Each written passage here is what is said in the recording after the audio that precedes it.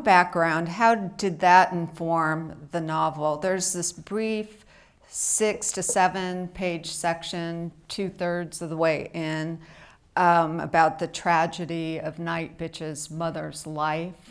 And so say a little bit about that interesting section, because it is a departure. Yeah, so I was raised on a Mennonite commune in eastern Ohio, in the Appalachian foothills. My dad was raised Amish, so I have this big Amish Mennonite family. He was sort of the transitional generation, and then I grew up in this sort of leftover hippie Mennonite commune. It was actually really wonderful. So, ever since I went and got my first MFA, I've had people saying, you should really write about being Mennonite. And I can never do it. It's something that I just never knew what to say. I didn't know how to process it because I was still in it.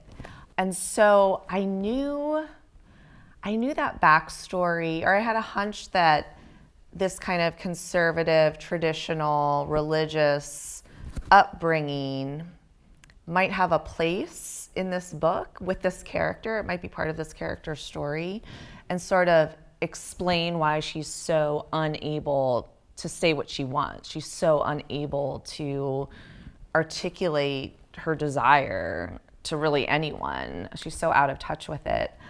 And I thought, well, I don't want this to be a Mennonite book. I don't want it to be about Mennonites. I'm always I'm like, keep them out. I don't want those Mennonites coming in. Not ready yet.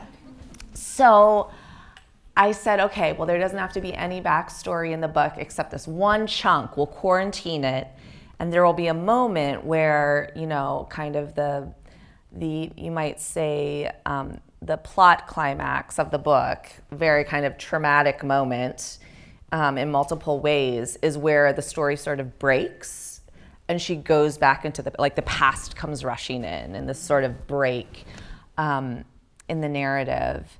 And it was actually much longer when I gave it to my editor. It was probably twice as long, and I allowed myself to just write all the Mennonite stuff. And once I worked on it with my editor, I was like, maybe I should just delete the whole thing. Can we just delete the whole thing? We don't really need this, right? And she's like, wait. And so that was probably the part I edited the most and worked on the most and cut it down by about half. I also wanted, the mother doesn't have a name. She's Nightbitch, or the mother.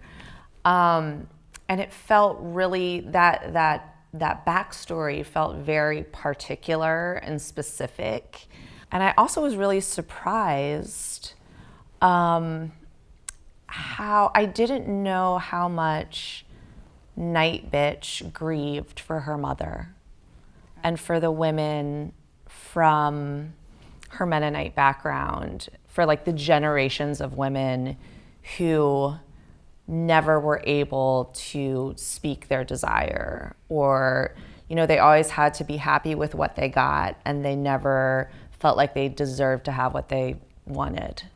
And so that was a really interesting and beautiful discovery in writing the book, right? That she just really wishes she could have brought her mother along with her on the journey.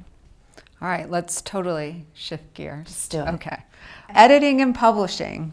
So once this novel is finished, it goes to your agent. Mm-hmm. Your agent sends it out.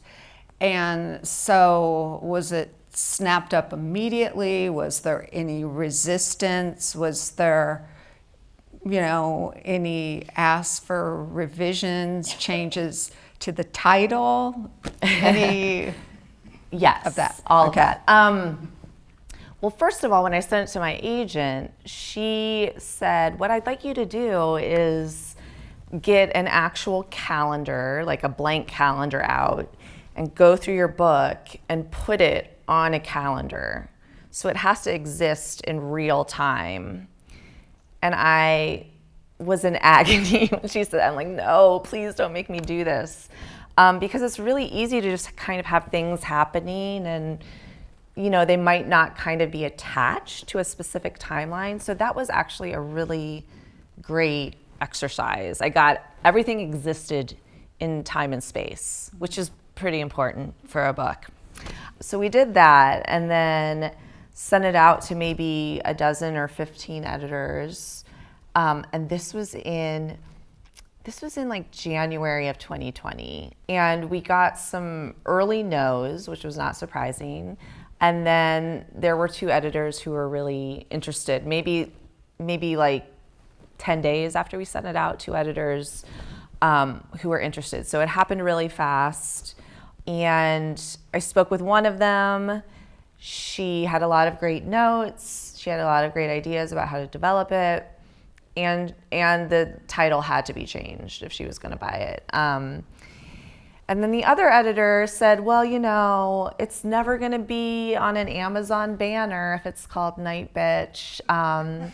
It's going to be an indie book, but I agree that it's really important that this is the title. And I was like, thank you. So I went with Margot at Doubleday because we kind of had a meeting of the minds. She like understood what I was trying to do. She understood sort of the reason for the audacity of the title. And yeah, and then do you want me to talk about the editing? Yeah, so once you start working with Margot, yeah, what changes then took place? Right. So like I said, we worked a lot on this kind of flashback that happens right in the middle, a lot of just cutting that back, paring it back. We also worked on pulling those threads, so like the multi-level, the MLM mommies, and I think also Wanda White, they didn't come until further in the book, and she said you have to pull those into that first third of the book, like start the timeline sooner. And that was really helpful, right? Because then it made it all seem like it was woven together. And so that was really the most of what we did. I remember she also asked me, the last sentence of the book has the word miracle in it.